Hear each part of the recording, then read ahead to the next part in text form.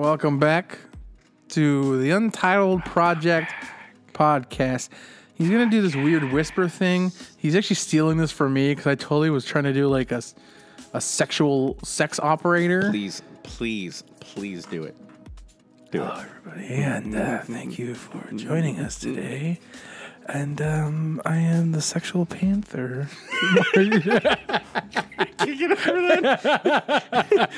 The sexual panther. Like you said it like you believed every word of that too. 60% of the time, I work every time. That doesn't make any sense. All right. Welcome back, everybody. And first off, I'd like to apologize for the delay of our last video to this one. yeah, Brian's a big slacker and just Shut up! and he doesn't have time for you guys. Okay, we were both busy. I may have been a little bit more busier, but I have more things to do than you do, okay? He's a liar. No, sorry. Your sexual pantherness is taking up thank all you your free time. I'm working for a new career here, okay? I'm trying to work from home, okay? The panther career. It's my sexual panther. He's got to earn his panther pants. Yeah. Look it up online. It's going to be sexualpanthertelephone.com. That huge URL. Anyways, today's episode's going to be about something I've been bugging you for goddamn ever.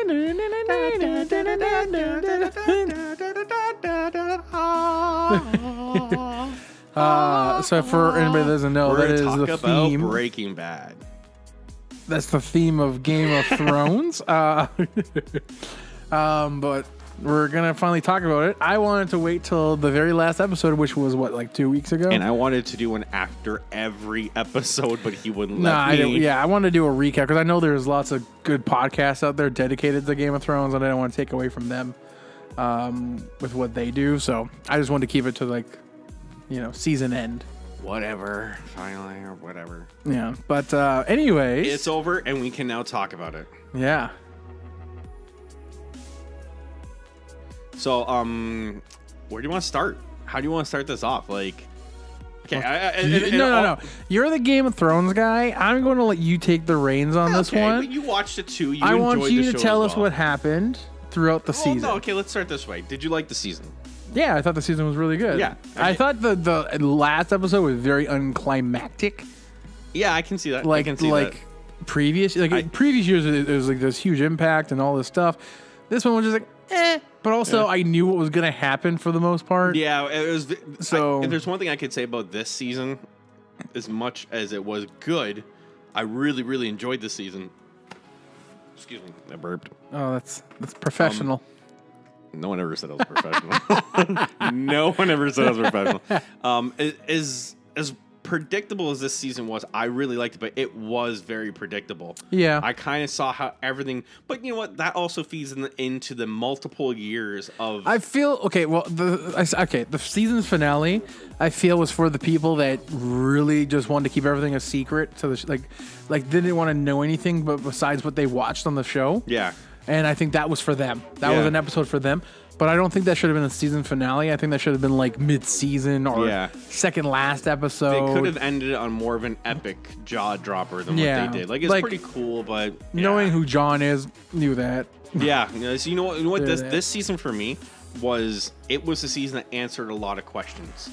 It finally solidified what a lot of people were thinking of. Yeah. Right, like they finally got to see all the kings and queens together. Yeah. You finally got to the other Westeros finally got to see the dragons. Nobody believed in the dragons. Yeah. Still, we heard the story. Well, they have massive dragon skulls in the basement. Yeah, but nobody believed there's any new dragons because there's been hundreds of years since any dragon was around. So they always heard that Daenerys had dragons, but they're in that whole belief of, if I don't see it, I don't believe it. And then everybody saw it, and they're like, shit, this bitch is going to win everything. Like, what the hell are we going to do? She's got freaking dragons. We're going to die. Yeah. So it was good to see them kind of, like, tremble a little bit. Like, even, like, the best part of all for me was Jaime Lannister. Like, his whole, like... He's the last episode? No, like even the episode when Daenerys like destroys the entire Lannister army. Oh yeah, he goes to get her and he gets thrown in the water from Bronn, and then he gets back to King's Landing and he's all like to Cersei, he's just telling her, he's like, we're not going to win this fight. Like, pack up your bags, we're getting an RV somewhere, we're going to go road trip to Canada because we're not going to live through this fight. Yeah. Well, yeah, and she's just, playing that stubborn queen. So, but it was a good season. I think it was a little too short for what it is, and I think the next season is going to be obviously even shorter. So I think and even longer because it's not coming out until 2019. They haven't confirmed that. They did confirm it. No. Yes, they did. No, they have not confirmed. I hope they don't. I hope I'm wrong, but I'm pretty sure they did. They haven't confirmed it nor denied it yet. So in this season, what did we see? Some different stuff. Okay, so we saw Daenerys come across the seas, right? Yeah. So she came over. She showed her dragons to everybody, so everyone knows who she is. Mm-hmm. And then we saw her pair up with the girls from High Garden, the Vipers, the Red Viper girls. The girls, like Oberyn. Yeah. I was trying to think of. No, that wasn't them. Yeah, the girl. Remember they killed the guy in the wheelchair. They came with what's his face? What's their face? No, they met up with them at Dragonstone. They got to Dragonstone, then they met with the girl, the old lady Olenna, who was the grandmother to Marjorie that Cersei killed in the High Septa when she blew it up. Yeah, that wasn't Daenerys, though. Yeah, Daenerys met with her at Dragonstone. Remember the first episode? She did her hand on the table and she's like, "Where do we begin?" Then the next episode was her with Tyrion and Grey Worm, and then they're talking with the old lady Olenna, who's from High Garden. She's the one who ended up poisoning Joffrey. She confessed to poisoning Joffrey to Jaime. Okay. She's the one who told Daenerys, "You're a mother of dragons. Be a dragon." Yeah. And that's when she rode her dragon and killed all the Lannister bastards. And then she was also there with the Vipers of Dorne, the girl that her husband was Oberyn. Oberyn Martell, the Red Viper, that his face crushed by the thing, and their daughters. So we got to see that kind of coalition starting between all of them. They didn't last long anyway. No, it didn't. They got busted up fast. Yeah. Was it Euron Greyjoy? Yeah. He came across and professed his love to Cersei. He said he's there to find the most beautiful woman in King's Landing. So obviously he's blind and he went to the wrong place. But which is weird because in the books he's going after Daenerys. Yeah. Right. So in the books he's got a thing called the dragon or the horn collar. I think it is. It's this mystical horn where if you blow it, the dragons bow to you, not whoever hatched you or whatever. Right. Yeah. So right now they see Daenerys' mom. But if he blows that horn, they go to him. Yeah. So his whole thing is he's going to her. Yeah. They changed it in the show. Whatever reason, I don't care. It was entertaining. Yeah. Well, I find they're changing a little bit in the show. But what I find interesting is I think this is why, though. I think that because it was such a short season and it was a very predictable season that a lot of people that are dedicated to the show are all making their own theories and hey, this is what this was this. There's so many theories. There is so many theories. So many. And even after someone got answered after this season, there's still more questions that people can figure out. My favorite is, did you see the episode? Oh, obviously you saw the episode, but where Jon and them are trapped on the ice from the White Walkers? Yeah. Did you see what was that they made a mistake when production? No. There was a white pickup truck in the background. Was it really? Yeah. Oh, I gotta check that out. Yeah, it was just obviously it was part of the set, and they were just driving the pickup truck, but it was a white pickup truck. It just kicked it in the back. It's just sitting on the mountain. That's funny. In the back, it's hilarious, and whatever. We're not reshooting this again. Just put it in the shop. Yeah, pretty much. This is what happened, but it's hilarious. People found that as soon as the episode aired, they're like, "What is that?" And they all zoomed in on it. It was that's a Dodge Ram 1500s in the back of the White Walkers. It was hilarious, but what do you think about some of these theories coming out there? There's a lot of cool ones. I don't know if this is true. This is another theory, but the fighting scene, and we talked about this, the fighting scene with Brienne and Arya. Yep. When they're sparring with a certain character in the background. Yeah. So if you look closely, it's when she actually says, though, you're the sworn protector, all that shit. Yeah. You're talking to her. And to Brienne, and in the background, you see someone walking with a hood over their head and walking across. Yeah. Now, people that know the story and everything, they know that as. By the way, there's a lot of spoilers in this episode, so if you haven't watched Game of Thrones, if you're watching anything that says podcast Game of Thrones, it's gonna have spoilers. Yeah. So we're gonna definitely spurge out some stuff here that you might not. This is just theory, though. Yeah. This is not 100% fact. No. But in the book, Lady Stoneheart. Yeah. So that's what they think it is, which is Catelyn Stark. Yeah, basically like zombie. Well, what happened was when Catelyn Stark got killed at the Red Wedding, they threw her body naked in the river because what her family does at River Run is they put their bodies in a boat and they let them sail down the river and they light it on fire. So they called it their homage to her. They stripped her naked to embarrass her and then let her float down the river naked. So she was already dead at the time. But what happened is she actually got picked up, which we think, I'm not sure if it's confirmed. Excuse me. She got picked up by Thoros of Myr. That's the guy that's been bringing Beric Dondarrion back to life so far. Because they found her at the river, he brought her back, and now she's Lady Stoneheart. So she's been like holed up in this little dungeon, and she's kind of like the silent leader of the band of Without Banners, which is Beric Dondarrion's group. And she's sending them out to kill any Lannister or any Lannister affiliated or any King's Landing knight or whatever. She sends them out to kill them. That's how it works in the book. Yeah. Well, it'd be cool to bring her back. I think it's not too late. No, but I don't know if they have enough episodes. That's the thing. That's the hard part. Because there's only gonna be 6 episodes next season. Yeah, now, an hour and a half each. Yeah, they're gonna stretch it, so it's gonna seem rushed. Yeah. Right. Like the very think last. About an hour and a half episodes for 6 episodes. Technically, it's 9 episodes.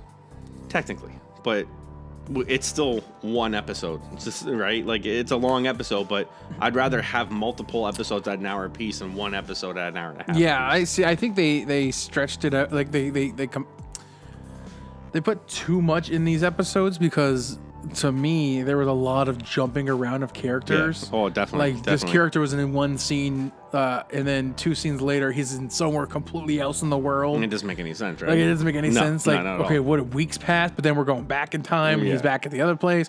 So there was a lot of, like, I think they messed up on that. They rushed it. They needed to have a full 10 episodes every single season. But I think they want to get the story across, and they're probably just got working a deadline with too, with what they have. So. HBO probably told them, listen, you got to wrap this up because they've already confirmed 3 spin-off Game of Thrones shows for HBO. I think it just costs too much money. Oh, they're like $6 million per episode. Yeah.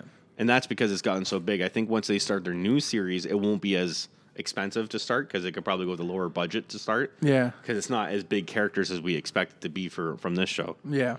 But the big Easter egg that was finally dropped is everyone already confirmed, that it was Jon Snow is not really Jon Snow. He's officially Jon Targaryen, or he's the son of a Targaryen. Yeah. So this season pretty much locked in the fact that he is Aegon Targaryen.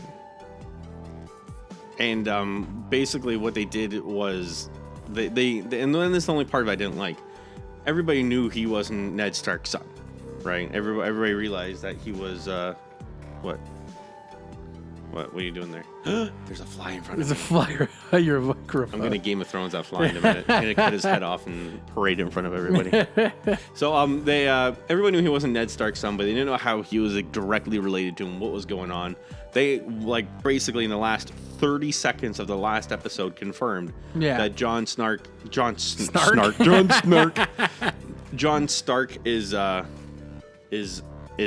really called Aegon Targaryen, and he's not a bastard of Rhaegar. Everybody thought he was a bastard of Rhaegar because he raped whatever Lyanna Stark, which is Ned's sister. But Gilly found in the book, because Sam taught her how to read, that the old maester in King's Landing at the time annulled his marriage to Ilyana Martell and then remarried him to a woman named Lyanna at a private wedding. So he is legitimately Aegon Targaryen, which Sam stole, by the way. Yeah. He claimed that was him. He found it. Yeah, what a dick, eh? He teaches his girlfriend how to read and write to do the dirty work for him, and then he steals all her thunder. But Bran, since Bran can basically go back in time and check everything out to confirm or deny, Jon Snow is technically the heir to the throne. I've always known he was the rightful king. I kind of figured that was the way they were going to go with it, but my theory was a little different than that, but I always knew that he was. What was your theory? That he was Baratheon's son. That's another good one of having, yeah. I thought that because if Daenerys loses the fight and it goes back to whoever would be in succession, then he would still be Baratheon's son. Well, just because of the beginning episodes when they talk about being at brothels all the time. Yeah. And basically Like, you got this whole idea of Ned not actually participating in the brothels. Yeah, he never would. Honest Ned, right? Yeah, and then, Baratheon was all talking about that. Like, well, then how did Ned have a, bastard son? Yeah. Well, that was a big hook, right? The honorable Ned Stark. Yeah. Who was the one woman that made you betray your honest vows? Yeah, right? and in my mind ran that, okay, this is his son. Yeah. He's just hiding him for him. It would make sense. You know what I mean? He'd be behind his buddy's kid. And he had a lot of characteristics like a Baratheon. Dark hair, big build. Yeah. So, like, he held those characteristics out of him. And I don't know, for some reason, I just always thought it was him. Like, I knew in some way Jon Snow was always the true king. Yeah. And I didn't know how it fit into it, but then we talked about it and, like, everything like that. And I knew going forward that who he was. There's so many different theories out there, though. Like, no I matter don't think anything with Ned Stark is real. You know I'm going to bring that up. I knew you were going to bring it up, and I don't think any of that is legitimate. I think Ned Stark is done. His character's done. If they were going to do anything with Ned, they would have done it like a season ago. Nah, I don't think so. Or they would have introduced it this season. Nah, I don't think so. There's not enough episodes. They might not do it in the show. You know what? The show is the one that's bringing the evidence out, actually. They said that the show's going to conclude. Yeah, no, the show will conclude. But the show is what's bringing the evidence out that Ned Stark may still be alive. No, it's not. Yeah, it is. It's fan theory that's bringing that out. And it's a good fan theory, though. That's what I mean. It's a legit fan theory. Yeah, but it's not the show. The show's not alluding to that. The show is what brought the fan theory out, because in the book you don't know what's going on, right? You just see Ned Stark get his heck off. That's it. But in the show is what shows that Ned Stark's head was bowed down, and before the axe came down, he whispered something. Nobody knows what it was that he whispered. Everybody thought, after they figured out that Jon Snow is Jon Targaryen, which is now Aegon Targaryen, he's holding on to him, that what Ned's whispered before he died is, "I kept my promise," which he was trying to say to his sister before, like his last time words to his sister basically was, and that would make sense. Exactly, it would make sense, right? I'm about to die. I kept my promise until the day I died. I didn't tell anybody about your son, who is a true heir, or whatever. But they had like this theory I saw had people who are actually like language specialists to see what he was linguistics or whatever, special linguistics. They were reading his lips to see what he would be saying, and they said it wasn't, "I kept my promise." His lips wouldn't move that way. So then people are trying to think, what was it he could have said? And they said it wasn't the normal language. So somebody said to them, was it Valor Margolis? Which is what the people from Braavosi say every time, like the House of Black and White, where Arya trained to be the faceless man. That's what they always say. All the people that's like their slang over there. If you say Valor Morghulis to somebody, you know that you've either killed somebody, or you're going to kill somebody, or you're an assassin or whatever, right? Now, Syrio Forelli, the guy, it's a good theory. Hear me out. Syrio Forelli, the guy who taught Arya how to fight, who more than likely taught Jacker Hogan, which is the guy who taught Arya when she got her face taken off, right? He's the one who set Jacker Hogan to go after her, to follow her, to bring her to where she needs to go. And he was the one protecting her the entire time.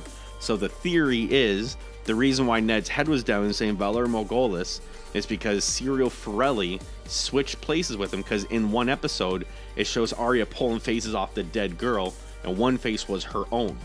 So the way they're saying it is, you don't actually have to kill the person to take the face off and to wear it. If you're good enough in the trade of whatever that is that they do, they can improvise a face onto somebody else to make it look like somebody else.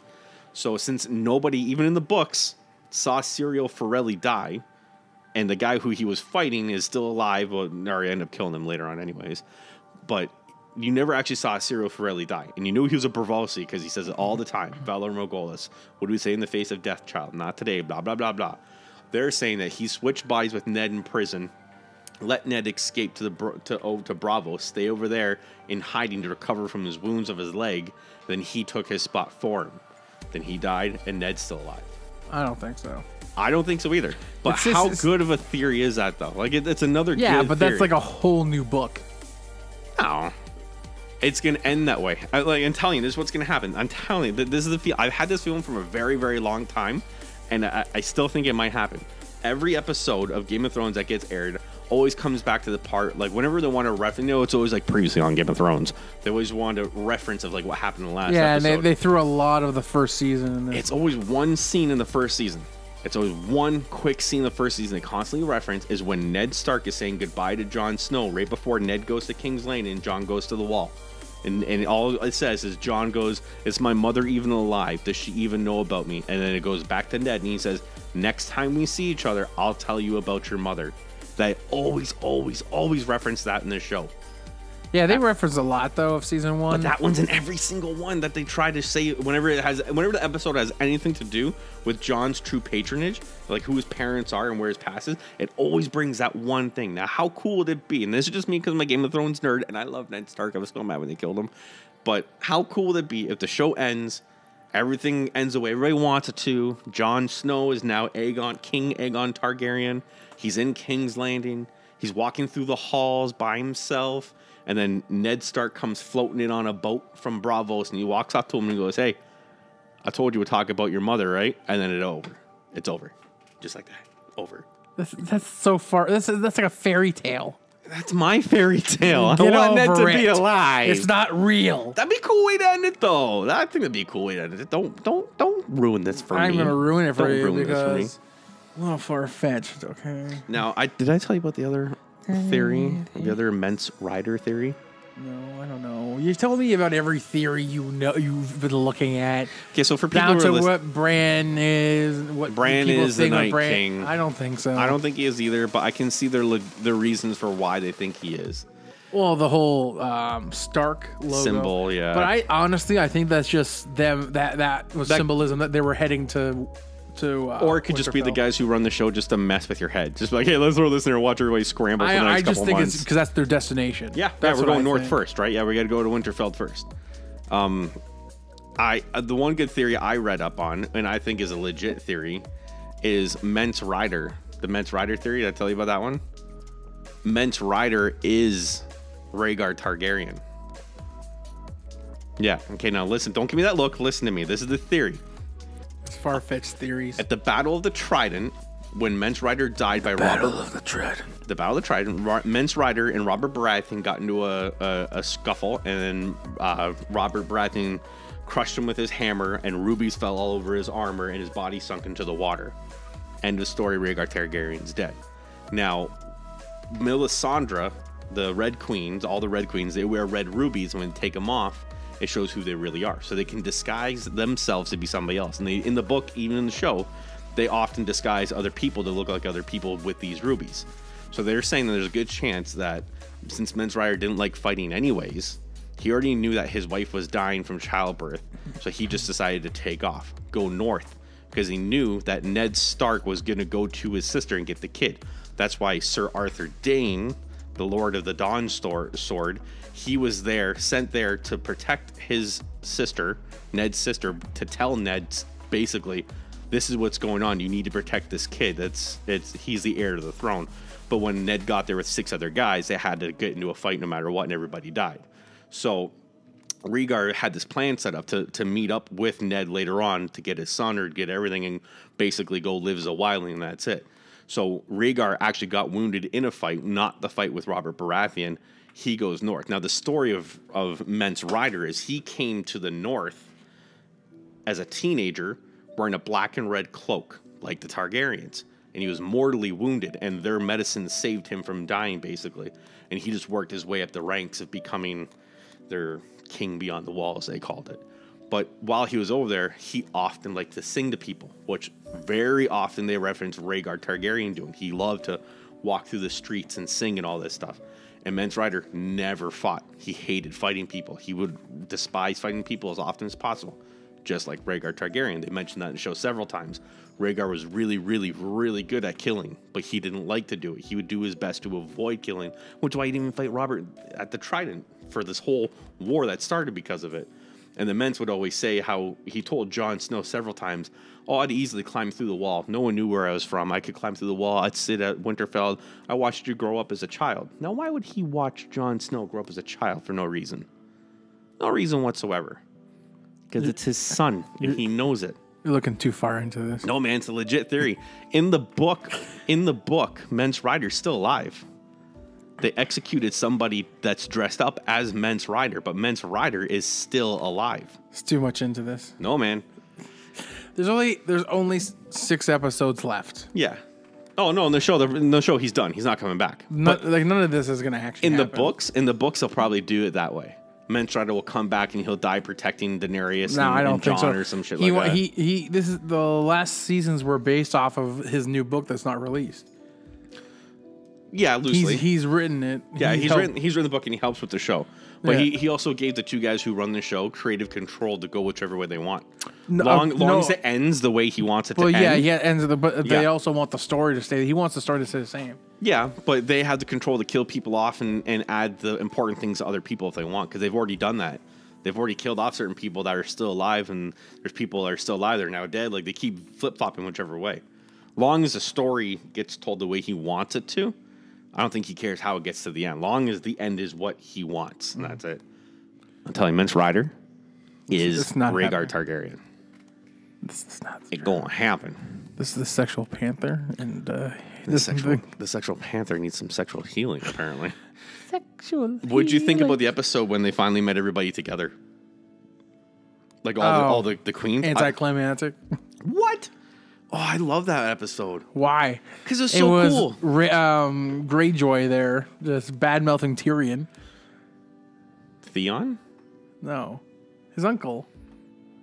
Oh, Euron, yeah, Euron. Well, I guess Theon was there too, right? No, I know, and he was talking shit to Theon, but then he was talking shit to Tyrion. He was talking shit to all of them, apparently. And then he got kicked out. Well, he didn't get kicked out. That was all staged, right? Yeah. Staged. Yeah. I think it was a good episode because, like, there's always been, and all the seasons coming up, Daenerys is always over here. Jon was always up there, and Cersei was always down there.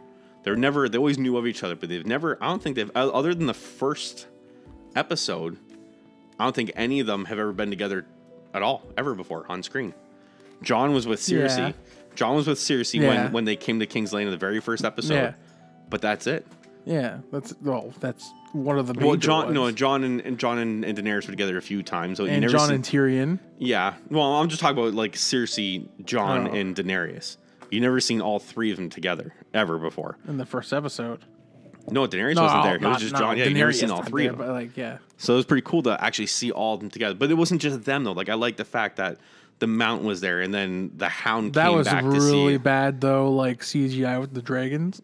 Yeah, they could have done that. And like better. Her jumping off the dragon and walking down. Yeah. That was really bad. We have to keep in mind it's just a TV show. It's not a big budget production movie. Yeah, but still, it looked pretty weak for what they're actually used to doing. Yeah. But all in all, I thought it was still pretty good. Like, it wasn't the best CGI in the world, but it was bad. It's an HBO show. Yeah, I gave it a break. Yeah, but I've seen better CGI on average TV shows than that was. I know. I never had a problem with it until like that episode. I think it looked weak. Yeah. What'd you think about the Night King finally getting his dragon? That CGI was weak as shit too. Yeah, them just flying. And it's another thing too, like the weak plot holes there. Like, Daenerys goes to save Jon.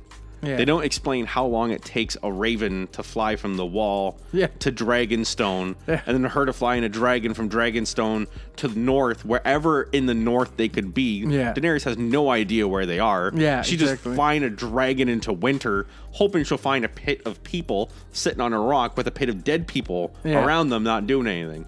She just happened to fly the right spot. But whatever, it's a show. I'm going to leave it for its entertainment value only.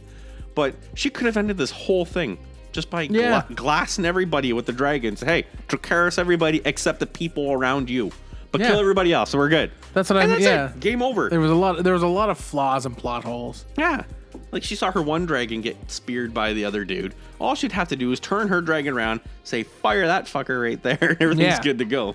Oh, exactly. And that would have ended the rest of the show. Oh, show over. Game of Thrones over. Now what do we do? White Walker's over. Now let's move on to getting that. Now White Walker's dead. Let's move on to getting the throne now. Do you think Cersei's actually pregnant, or is she playing that? Oh, she's probably playing it. Yeah, I think she is too. I think it's all bull. But I don't know. Tyrion thinks she is too. Yeah, Tyrion. By the way she's acting. Yeah. I don't know. It's hard to see. I think, okay, so you know about the theory of the Adhere Azor guy or whatever it is? No. So back in the original days, when Jon Snow was underneath Dragonstone with Daenerys, he showed her the pictures on the wall of the people, the first men fighting against the White Walkers. Yeah. So there was this long theory they always talked about this guy called, I think it was Azir Azor or something like that.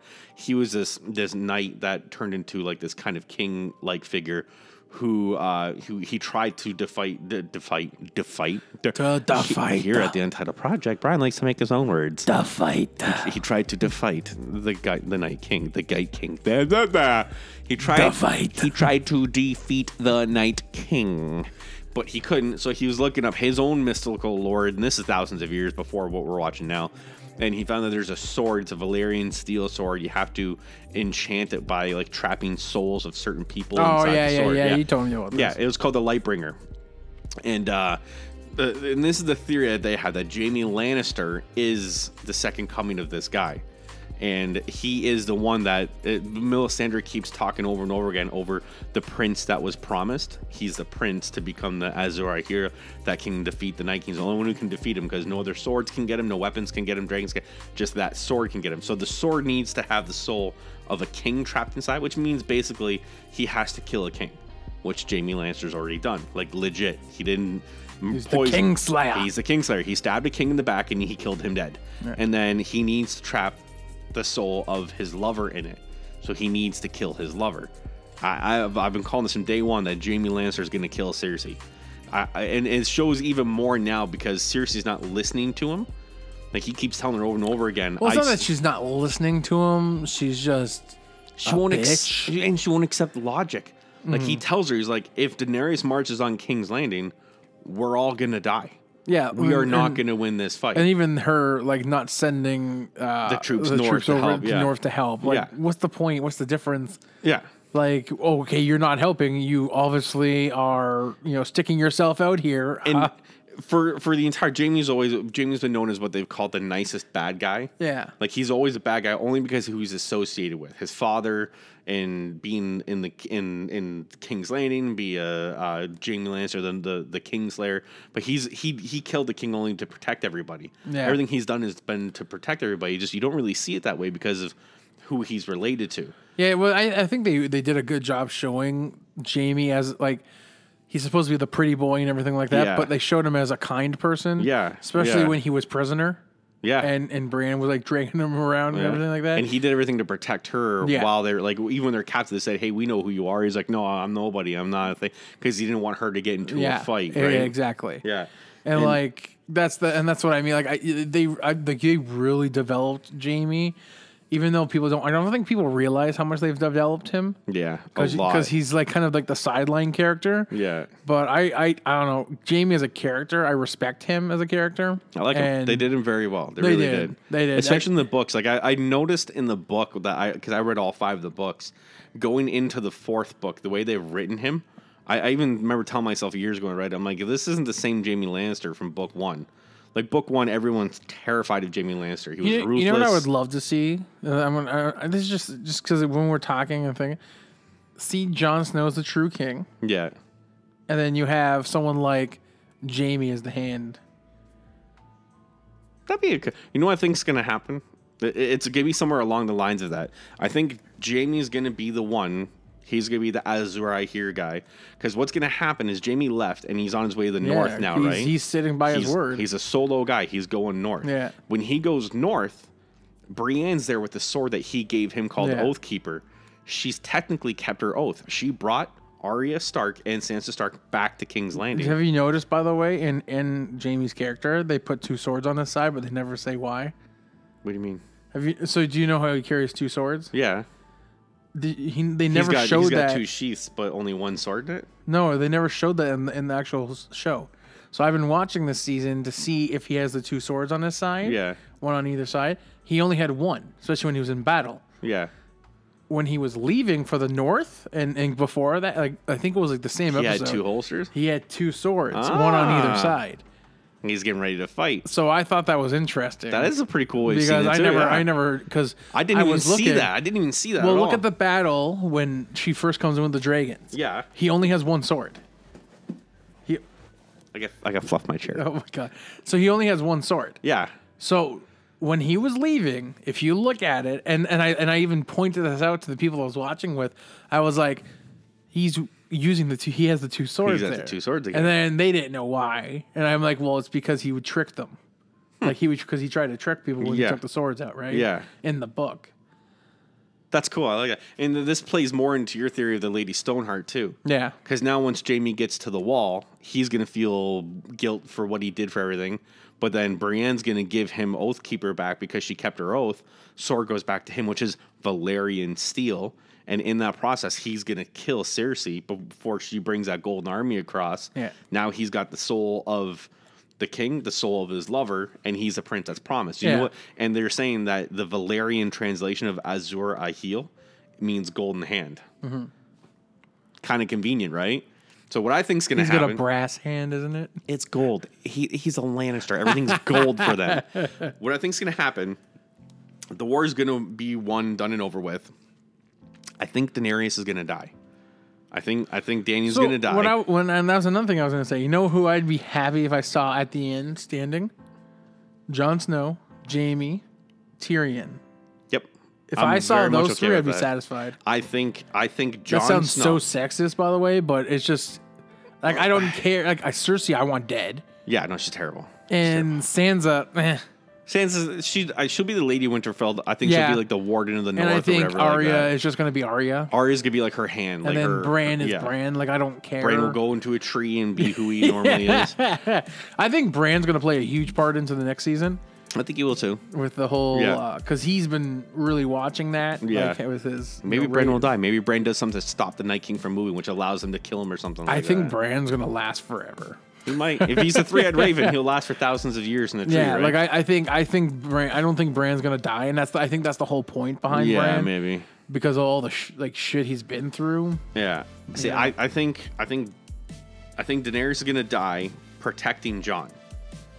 I think she, at the end of the day, is gonna realize that Jon is the true heir to the throne. Once they figure out who his parents are. I think Bran's going to tell him as soon as they get there. Bran will tell everybody. And I think Daenerys will do her best to discount that. She'll try and say, no, I'm the true Targaryen. I have dragons. Then she's going to realize Jon touched my dragon. The dragon didn't friggin' eat him. So, yeah, there's something up with that. And I think once it comes down to it, Jon's about to get killed. I think Daenerys, who now is already feeling guilt because she realized that Jon already died once and came back to life. She's not going to let him do it again, especially now that she's in love with him. So she's going to do whatever she can to protect him. I think she's going to sacrifice herself to protect him.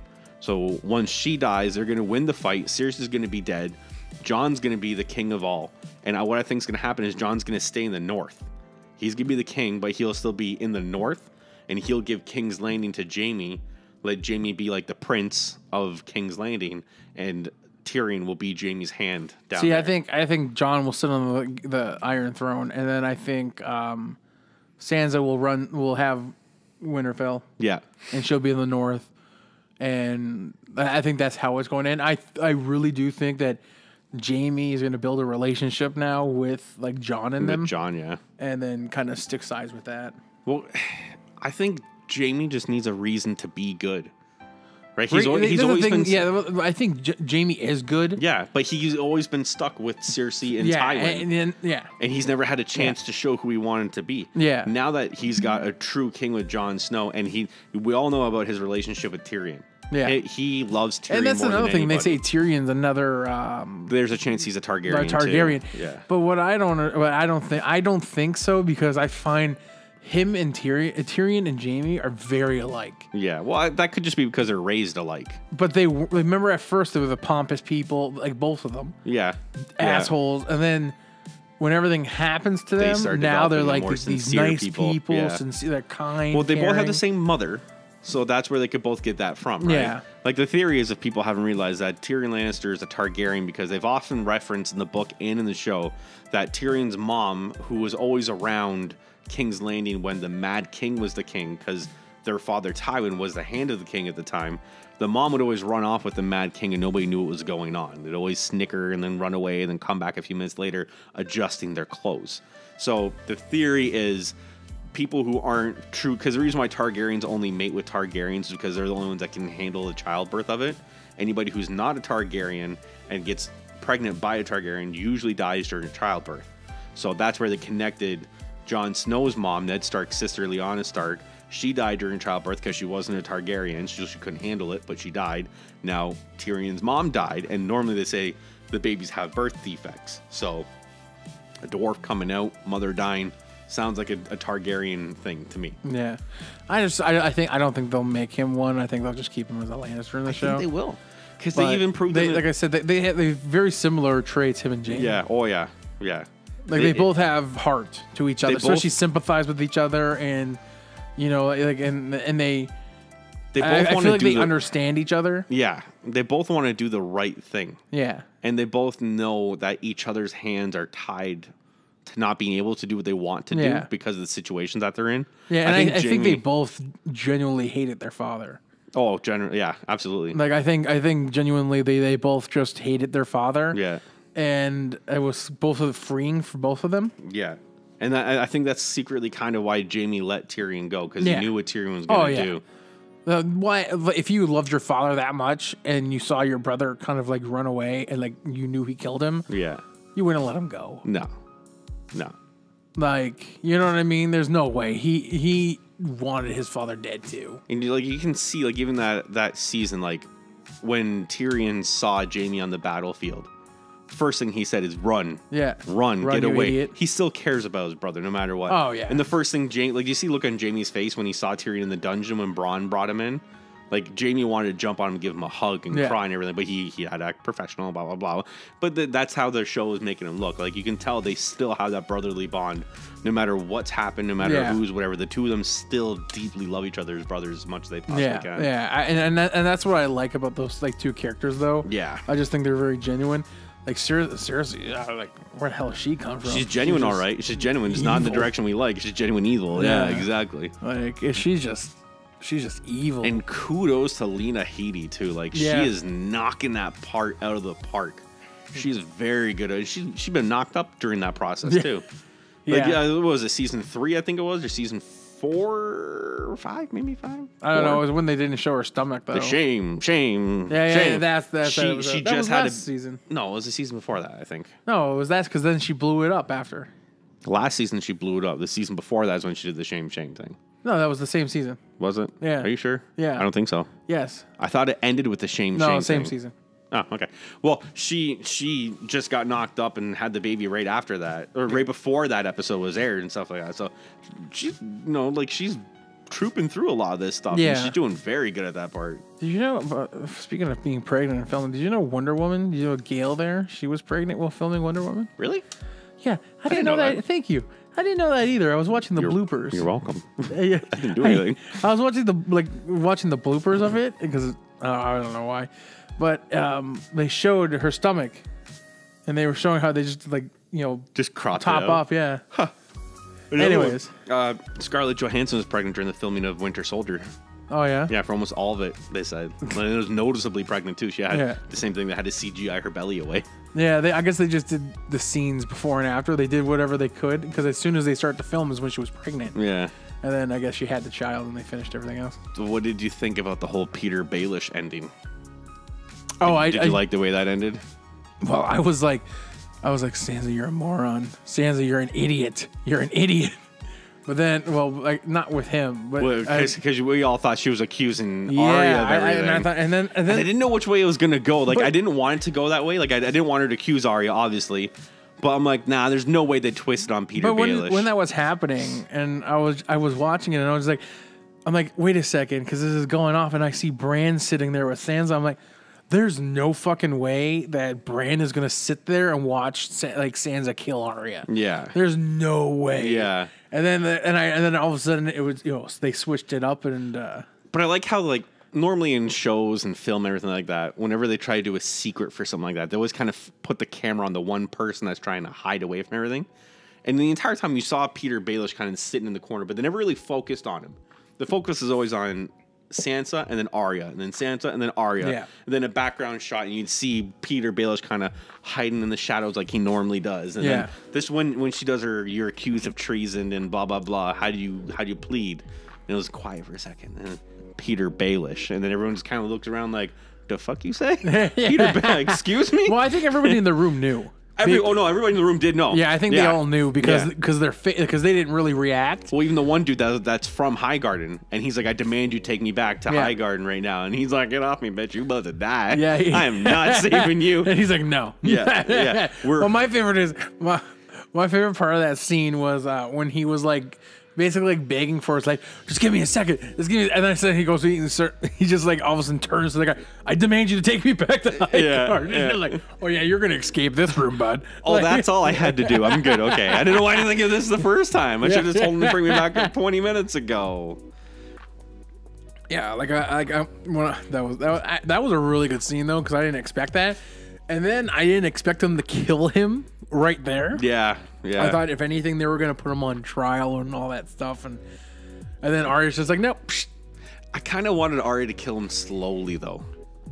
Give him a slow, like then just a walk up, slice, and you're dead. Like, look if she like walked up behind, like she did Walder Frey. Yeah. Like went behind him, slowly lifted his head up, and then slowly pulled the knife across his neck and make him squirm with it a little bit. I felt that was a good move though for Sansa's character. Yeah. Because I was on, you thought I was like, right away. I was just like, kill her because she's an idiot.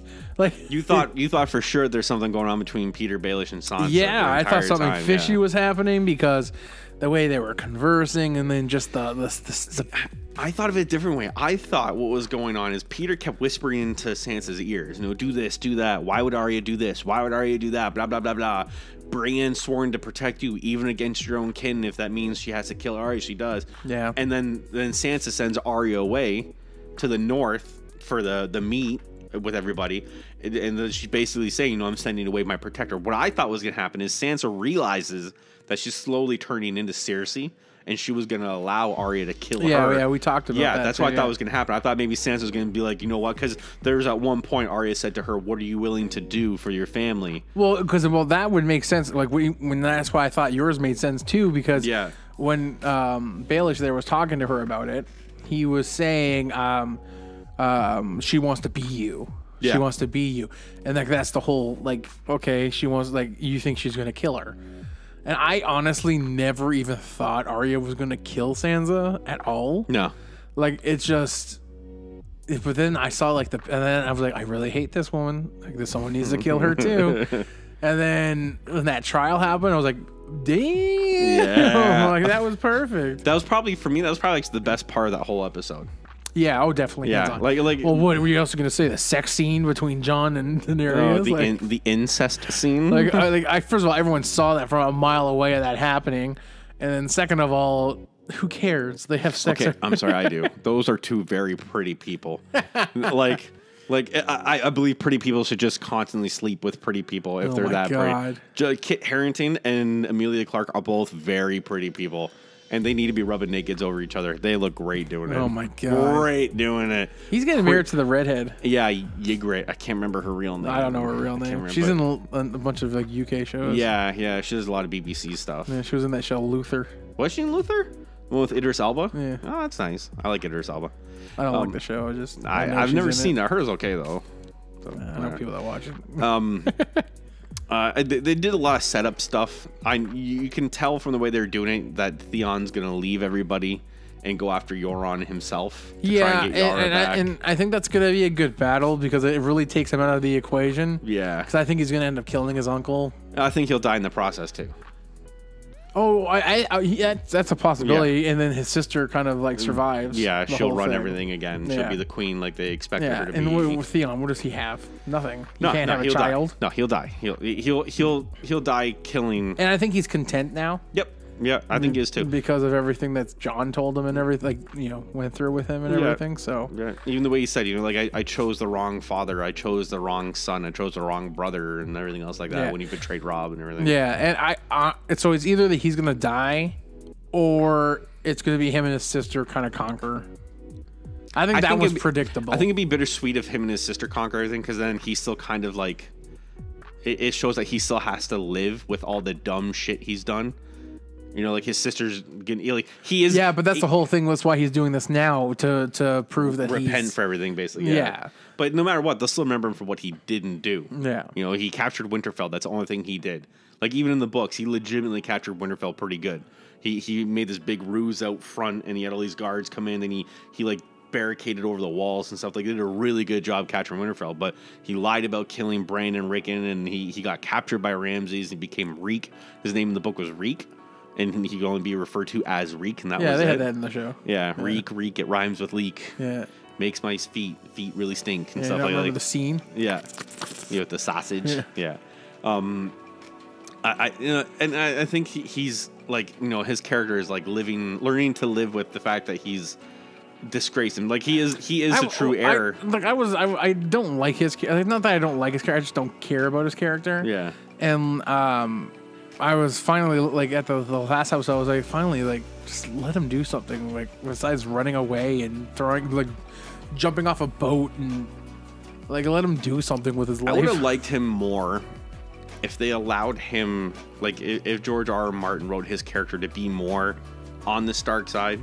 Like, I get it, you know, he had to betray him, all this stuff or whatever. I still appreciate the way that Theon went, but yeah, because like, you know, he's the son that tried to do it and he never made it, and he ended up getting captured and tortured and embarrassed and stuff. Yeah, like I feel like his whole character was very sidelined in the show. Like, they could have amped him up more, though, is what I'm saying. Like, I wish that they made him stick with Robb to the very end. Yeah, and then like him be like the only survivor that made it out of the Red Wedding, and then he tries to go north to tell Jon, and then Jon brings him as a night watch, and then he's kind of helping Jon the entire time, and then Jon's the one that lets him go to kind of like go to Winterfell to try and like converse with Ramses about thing, and then he gets captured by Ramses and tortured and stuff like that. So it's more of a reason for Jon to want to fight Ramses to get Winterfell back, not so much just for Sansa, but to get it for a thing as well. Which is weird because Jon's gonna go fight Ramses and Sansa in the book, and it's not really Sansa. Sansa's at the Eyrie in the book. Sansa was never with Ramses in the book. It was a girl. In the book, it's Sansa's friend. Her name's Jane Poole. She goes with her to King's Landing when her father became king, Hand of the King. And when all the kerfuffle went down, everybody split up, Jane was captured there and put into the brothel for Peter Baelish. But she resembles a lot of Sansa. She got the tall red hair, whatever like that. So they brought her down to Winterfell and dressed her up as Sansa and called her Sansa and married her to Ramses in the book. And now he's married to the heir of Winterfell, so he's now the Lord of the North. So that's how they did it in the book. Yeah. Well, his father's the Lord of the North still. The Warden of the North, sorry. Roose Bolton. Bolton's can suck it. The Flayed Man. They skin people for a living. Anyways, we're going to probably have to wrap this up now. Yeah. All in all, I thought it was a very good season still. There was a lot of hiccups here and there. There's a lot of story blips here and there. But it was great to see Game of Thrones again. Like I anticipate, like I wanted to watch every episode. That's for sure. Like I wanted to sit there and watch it. I couldn't wait for the next one. Yeah, so I was very excited to see some results to some certain things. Like you can tell they're wrapping it up now. You know, like some noble houses got killed off, some non-noble houses got bumped up a bit. That's the one thing I think they did the whole series so slow paced, and now they're just kind of rapid firing. They're rushing it in. So whatever. Nah. Well, you knew it was going to happen. All in all, I thought this show was very good. This season was very good. I was excited to see what I did see, and I was surprised to see some things happen, and I thought it was good. I'm looking forward to the next one. The only thing I gotta say is kick up the CGI game and make it a little better. It's HBO, Mark. Give it a break. This is a little better CGI, and I'll be happy. Listen, Steel Panther, relax, okay? And this is the Sexy Panther signing off. Please don't ever do that again. Don't ever do that again. Oh, God. You ever listen to that guy on the radio? This is the Sexy Panther signing off. There was a guy, he was on the radio, and he was like broadcast like everywhere from America to Canada, and his name was John something, and he would just listen to like soft rock music, like, you know, like love songs from Sheryl Crow. Yeah. And he would love songs from Sheryl Crow. This is John on the radio, and it was just like a soothing voice. That buttery, velvety voice. Yeah. It's so right. I don't listen to radio anymore, but I'm pretty sure he's not on it. But I don't know. There wouldn't be anything I ever listened to, so I don't know. This is the Sex Panther, Mark. Sex Panther. Signing off. And this is Brian saying goodbye. Thank you for listening. If you want to subscribe to it, we're on what stations are we on now? Like what? Sex Panther. Focus, Mark. Please focus. We're on Libsyn. Get all the Panther out of you. Well, it's called Liberated Syndication, but the website's like Libsyn. All right. And we're on iTunes. Yay! Something and I know. We're on the Android store. Are we on Google Play too? That's the Google Play Store, sorry. The Google Music. I don't know how to find us on there, so don't ask me, because I tried to look for podcasts on there. But we're there. But it says that we're active. Go there and find it, but we don't know how to do it, but just do it. I have no idea how to find it, but it's apparently there. We also post links on our Twitter page and our Facebook page and stuff like that. So you will be able to catch us on there as well and see what we got coming up. If there's anything you want us to talk about, drop a line and we'll go from there. Yeah, we do releases on YouTube as well. It just streams the audio over, so it's nothing fancy or anything. And while you're there on YouTube, you can check out some of our other fun challenge videos that we do. Yeah, we have a new challenge video going up. Well, it's not a challenge. Well, I guess it's a challenge. Yes, it is. It's named the Cheeseburger Challenge. Yeah. It's a bunch of fat kids eating cheeseburgers. It's the most delicious challenge we've ever had. Actually, every challenge we do is normally gross and one of us ends up puking, but this one's actually good. I'm okay with it. Yeah. Anyways. All right, it's us. Yeah, thank you for listening on with us, and till next year. We are the Untitled Project Podcast. Actually, we'll be back in a couple weeks, but not next year. But thank you for listening, and thank you for the support.